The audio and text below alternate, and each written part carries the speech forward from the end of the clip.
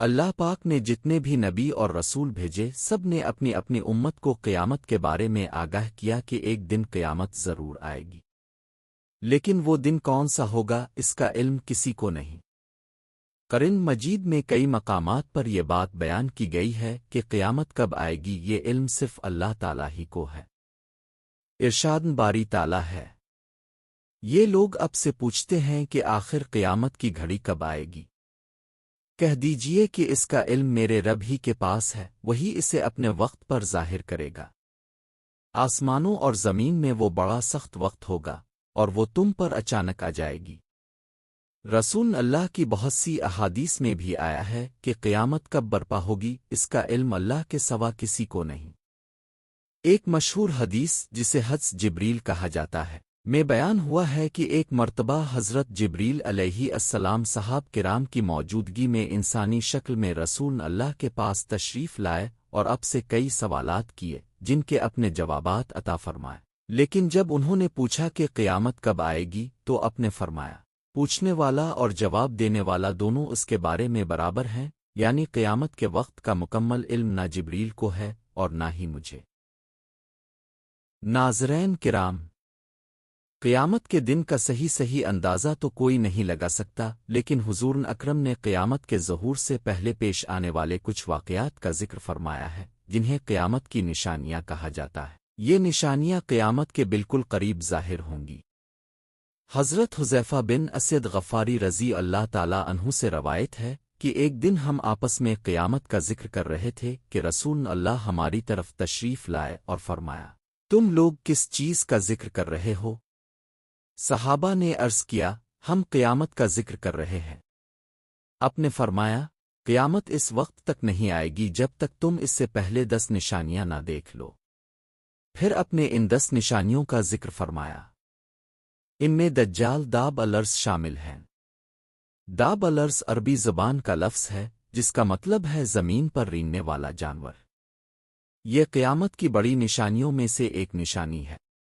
یہ ایسا جانور ہوگا جسے نہ پہلے کبھی دیکھا گیا ہوگا اور نہ ہی کسی نے اس کا تصور کیا ہوگا۔ اس کا مقصد مومن اور کافر کے درمیان فرق کرنا ہوگا، یعنی مومن کے چہرے کو روشن اور کافر کے چہرے کو سیاہ کر دے گا۔ اسی طرح سورج کا مغرب سے طلوع ہونا، حضرت عیسیٰ ابن مریم علیہ السلام کا نزول، آجوج ماجوج کا ظہور اور 3 مقامات پر زمین کا دھنس جانا، ایک مشرق میں، دوسرا مغرب میں اور تیسرا جزر عرب میں۔ ان سب نشانیوں کے بعد ایک آگ ظاہر ہوگی جو یمن سے نکلے گی اور لوگوں کو ہانکتی ہوئی میدان محشر کی طرف لے جائے گی۔ قیامت کے قریب زمین پر جہالت عام ہو جائے گی، کافر بتوں کی عبادت میں مشغول ہوں گے اور لوگوں کا عام رجحان ملک شام کی طرف ہو جائے گا۔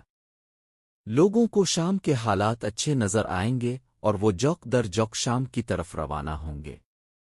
پھر یمن سے آگ بھڑکے گی جس کی وجہ سے لوگ شام کا رخ کریں گے۔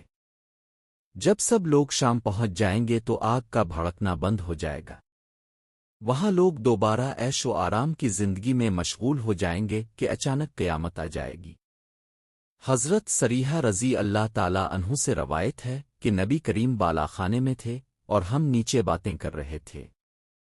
آپ نے فرمایا، قیامت کے قریب جہاں جہاں لوگ جائیں گے آگ ان کا پیچھا کرتی ہوئی وہاں پہنچے گی، اور جس جگہ لوگ ٹھہریں گے آگ بھی وہیں ٹھہر جائے گی۔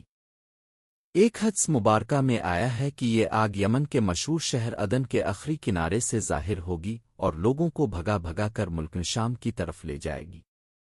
ایک اور حدیث میں ہے کہ یہ آگ یمن ہی سے ظاہر ہوگی۔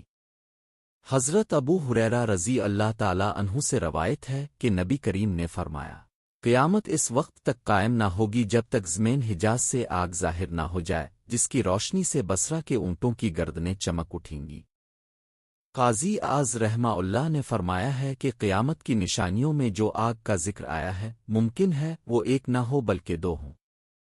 ایک آگ وہ ہوگی جو یمن کے شہر سے ظاہر ہوگی اور دوسری وہ جو حجاز سے نمودار ہوگی۔ صحیح بخاری کی حدیث میں آیا ہے کہ قیامت کی سب سے بڑی نشانی وہ آگ ہوگی جو مشرق کے لوگوں کو ہانک کر مغرب یعنی ملک شام میں لا چھوڑے گی۔ دراصل یہی وہ آخری نشانی ہوگی جس کے بعد سور پھونکا جائے گا اور دنیا میں کوئی چیز باقی نہیں رہے گی۔ دیگر احادیث میں قیامت کی مزید نشانیاں بھی بیان کی گئی ہیں۔ ان نشانیوں کے بعد دنیا میں کچھ باقی نہ رہے گا۔ ایک نشانی اس ہوا کا ذکر بھی ہے جو لوگوں کو سمندر میں پھینک دے گی۔ یہ اس لیے ہوگا کہ اس وقت مسلمان موجود نہیں ہوں گے۔ وہ ہوا کافروں کو تیزی سے سمندر میں پھینک دے گی۔ حدیث پاک میں بیان ہوا ہے کہ ایک آگ یمن کی طرف سے نکلے گی اور لوگوں کو محشر کی طرف لے جائے گی۔ لوگ آگے آگے بھاگ رہے ہوں گے اور آگ ان کے پیچھے ہوگی۔ جو پیچھے رہ جائے گا وہ جل کر راکھ ہو جائے گا۔ یمن میں بے شمار آتش فشاں موجود ہیں، اس سے یہ بات ظاہر ہوتی ہے کہ آگ وہیں سے نکلے گی۔